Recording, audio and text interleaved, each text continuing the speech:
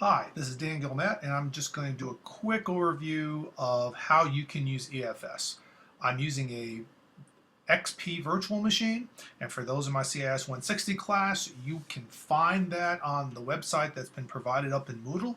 This should also work in Windows 7 and Windows 8. So, if we're going to sit there and work this with VirtualBox, just remember to create a snapshot before you do all this so that no matter what happens, it will come back to normal. Now, what you're going to do first is we're going to create a new user.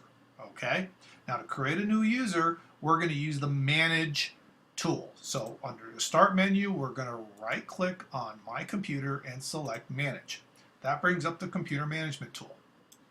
Now, the Computer Management tool has a lot of features in it, but the one we're going to look at is Local Users and Groups. If we open that up and then click on Users, you'll see what the current users for this particular virtual machine are.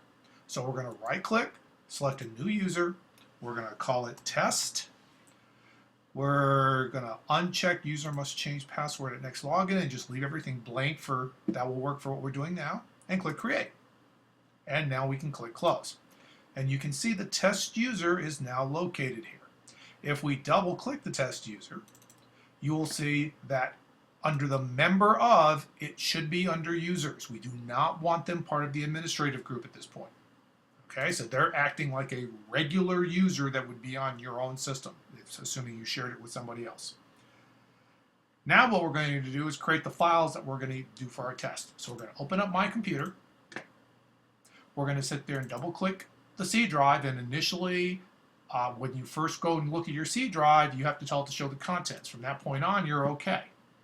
And we're just going to create a new folder here. So we're going to right click, New Folder, and we're going to call it Surprise Surprise Test.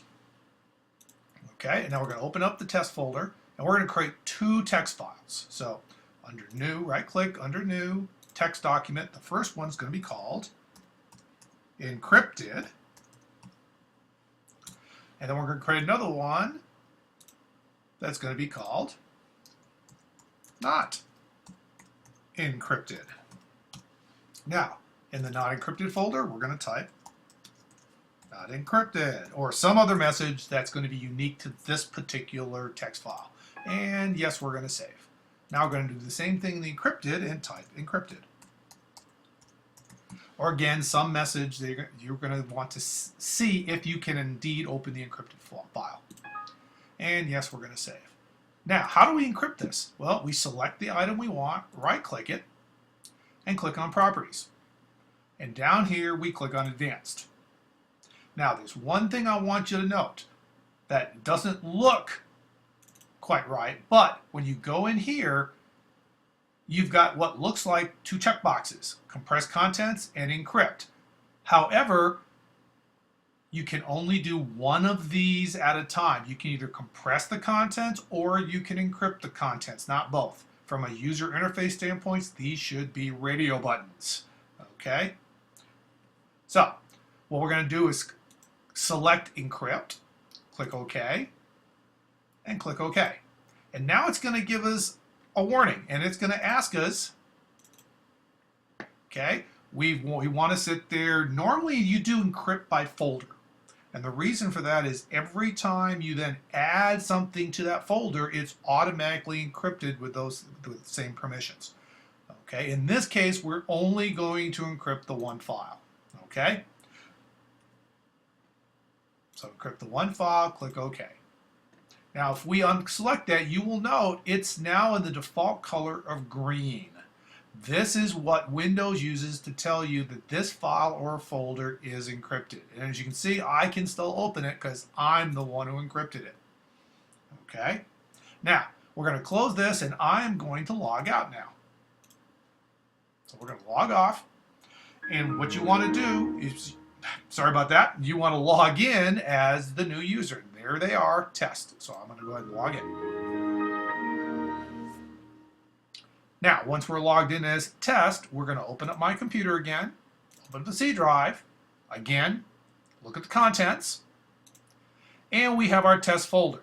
Now, and notice we're getting all the new stuff in here, so we'll just get it out of the way for right now.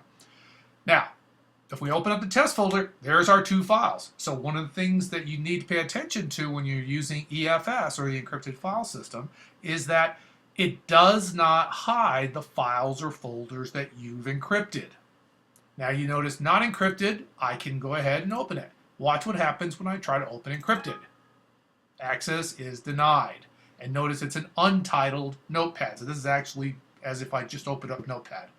So even though I can see the file, I can't see what's in it. So EFS is not good for hiding a particular file or folder. It is good for hiding the contents of the files that are there. Now, the other thing we want to prove is if I sit there and right-click this non-encrypted document and select copy, I can go over to my documents and I can paste, no problem. Okay? If I go back and try to do that same thing with the encrypted one, go back to my documents, remember I'm the test user, we get an error. And I want you to notice that it says, hey, it's probably disk full or write protected. You really don't get a clue from the error that it's because it's encrypted. Okay?